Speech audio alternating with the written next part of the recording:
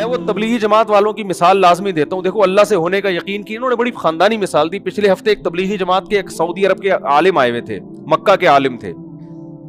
سعودی عرب میں تو تبلیغ پر پابندی لگی, لیکن سعودیہ میں مکہ مدینہ کے بہت سارے عرب وہیں کے پیدائشی وہ تبلیغ میں لگے ہوئے اور کام کو انہوں نے الحمدللہ اٹھایا ہوا ہے. تو انہوں نے بڑی پیاری مثال دی. انہوں نے کہا دیکھو ہم تو مثال دیتے ہیں نا کہ آگ میں ابراہیم علیہ السلام کو ڈالا گیا مگر آگ نے نہیں جلایا, کیونکہ آگ جلانے میں کس کی محتاج ہے؟ اللہ کے حکم کی. اللہ چاہے گا تو جلے گا, نہیں تو کوئی بھی نہیں جلے گا. انہوں نے ایک اور پیاری مثال دی. انہوں نے کہا دیکھو موسیٰ علیہ السلام دوسرے کنٹری میں, آپ کسی کنٹری میں اجنبی ہو, روزگار نہیں ہے آپ کے پاس, اور آپ کہیں رشتہ لینے کے لیے پہنچ جاتے ہو, کوئی دے گا آپ کو؟ نیشنلٹی بھی نہیں ہے اس کنٹری کی. پھر آپ موسٹ وانٹیڈ بھی ہو, آپ بتاؤ بھائی, یعنی لڑکا آیا آپ سے پوچھنے کے لیے آپ کی بیٹی سے رشتے کا پیغام لے کر, آپ نے کہا کرتے کیا ہو؟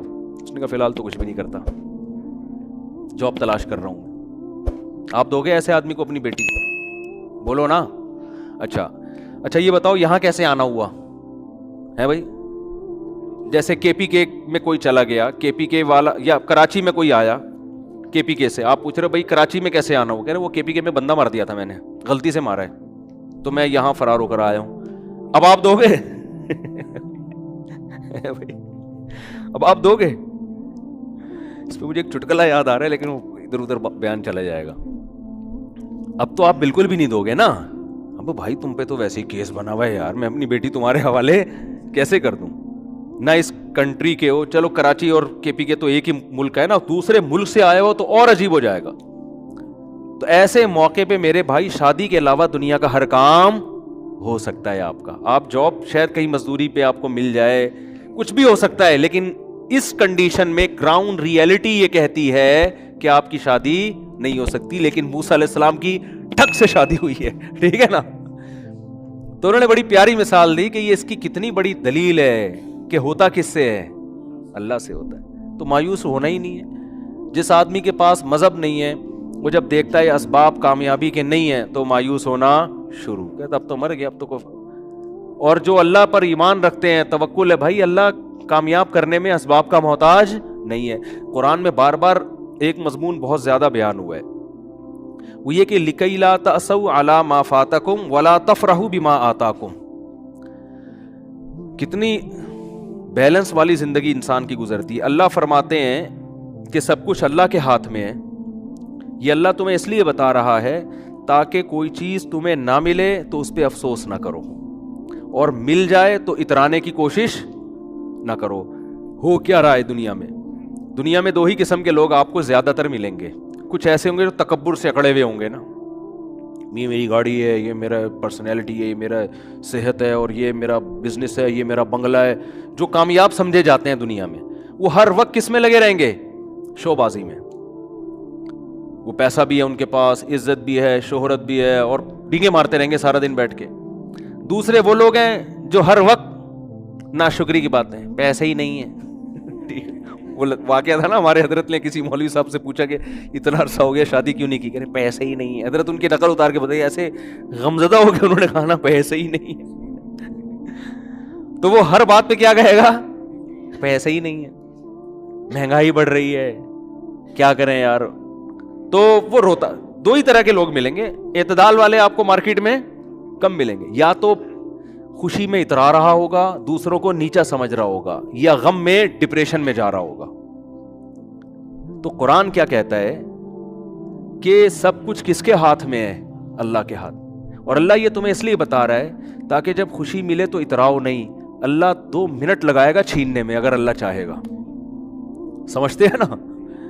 تو زیادہ چوڑے ہو کے روڈ پہ گھومنے کی ضرورت نہیں ہے. یہ میری گاڑی, یہ میرا بنگلہ, اور یہ میرا بزنس, اور 4 شادیاں. ایک مثال دے رہا ہوں, اب یہ بھی تھوڑا سا کلچر آنے لگا ہے معاشرے میں.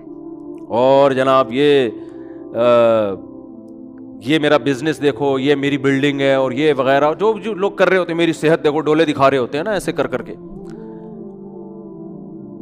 ایسا نہ ہو کسی باڈی بلڈر کوئی ڈولے دکھا رہا ہو اس کو میرا بیان سنا دیں. وہ ویسے بھی دکھا رہا ہوگا کہ مقابلے بھی ہوتے ہیں ان کے, میں شو مارنے کے لیے, دوسرے کو نیچا دکھانے کے لیے جو ڈولے دکھا رہا ہوں نا وہ غلط ہے. سمجھ رہے ہیں کہ نہیں سمجھ رہے؟ تو تو اللہ نے بتایا کہ یہ تمام طاقتیں کس کے ہاتھ میں ہیں؟ اللہ کے ہاتھ میں. کیا مطلب؟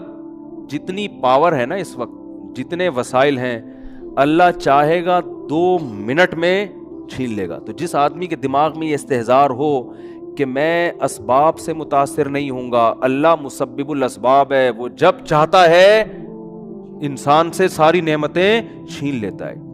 فرعون سے کیسے چھینی؟ فرعون کو تصور تھا کہ میں اسی دریا میں غرق ہو جاؤں گا؟ ابھی کوئی تھا اس کے دل میں تصور؟ اور ہم نے اپنی زندگی میں دیکھے ہیں، لوگ بڑے مالدار لوگ ہوتے ہیں، ایسا دیوالیہ ہوتا ہے کہ دیکھو جیسے اللہ متقی کو ایسی جگہ سے رزق دیتا ہے نا جہاں سے اس کا گمان بھی نہیں ہوتا، تو اللہ بعض دفعہ ایسی جگہ سے رزق چھینتا بھی ہے کہ جہاں سے آپ کا گمان بھی نہیں ہوتا، وہاں سے رزق چھین جاتا ہے.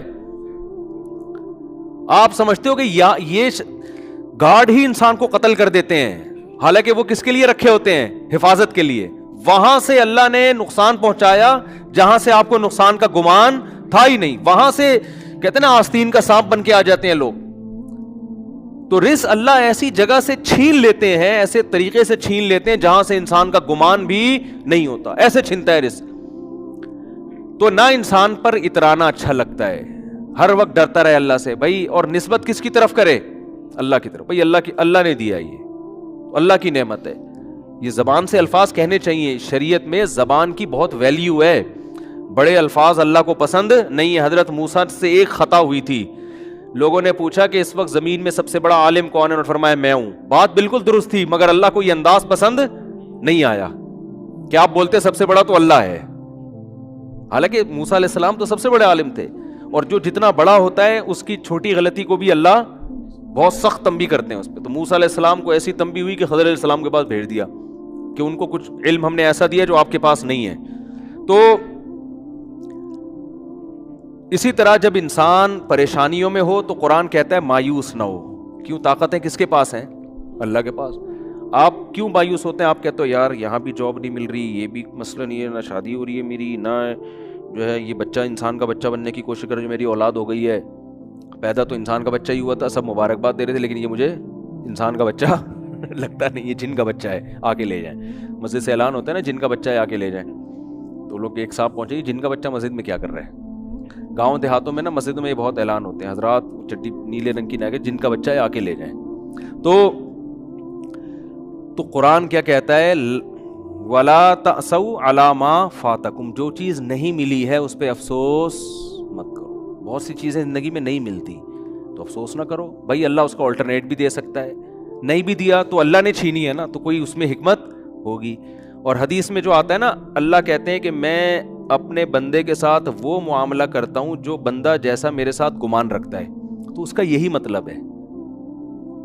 لوگ کیا سمجھتے ہیں کہ یار ہم تو اللہ سے بہت گمان رکھتے ہیں کہ اتنی دولت اللہ ہم کو دے گا، لیکن اللہ تو دے ہی نہیں رہا. ہم تو 6 سال سے اللہ سے امیدیں لگا کے رکھے ہوئے پیسہ ملے گا ہمیں. تو حدیث میں تو آتا ہے جیسا گمان رکھو گے ویسا ہوگا. تو پیسے تو پان گٹکے کے نہیں نکلتے یار، ہم تو گمان رکھ کے تھک گئے. ہر حدیث کا ایک خاص مفہوم ہوتا ہے.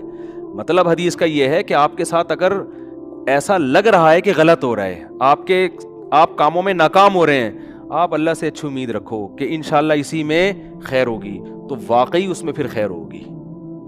جیسے یوسف علیہ السلام کتنے غموں میں تھے نا، لیکن اللہ سے امیدیں لگا کے بیٹھے ہوئے تھے اس میں میری خیر ہے. یعقوب علیہ السلام کے دونوں بیٹے بھی چھڑ گئے، لیکن کہہ رہے ہیں اعلم من اللہ ما لا تعلمون. میں اللہ کے بارے میں وہ کچھ جانتا ہوں جو تم نہیں جانتے، اس میں میری خیر ہوگی. ہوئی خیر کی نہیں ہوئی؟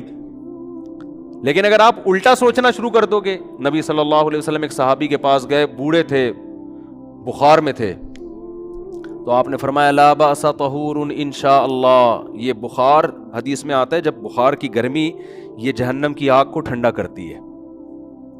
یہ جہنم کی آگ کو، یعنی حدیث میں کا مفہوم ہے کہ جو آخرت میں اللہ نے عذاب دینا ہے نا آگ کا، دنیا میں بخار کی شکل میں دے دیتا ہے اللہ اہل ایمان کو بعض دفعہ. تو کتنی بڑی نعمت ہے بخار کا ہونا، گناہ دھلتے ہیں. تو وہ انہوں نے کہا کہ نہیں، یہ میرے گناہ معاف کرنے کے لیے نہیں، یہ ایک بوڑھے پہ مسلط ہو کے اس کو ستانے کے لیے آیا ہوا ہے. تو آپ نے فرمایا اب ایسا ہی ہوگا، اب یہ بخار گناہوں کی معافی کا ذریعہ نہیں بنے گا. تو یہ مطلب ہے کہ جیسا اللہ کے بارے میں آپ گمان رکھیں گے اللہ کا معاملہ آپ کے ساتھ ویسے. اس لیے غموں میں میرے بھائی زبان سے ناشکری کے الفاظ نہ نکالو. دیکھو غم میں ہائے ہوئے کرنا جائز ہے، یہ انسان کی نیچر ہے، رونا بھی جائز ہے، غم میں مسکرانا بڑا مشکل کام ہوتا ہے، یہ نیچر کے خلاف ہے.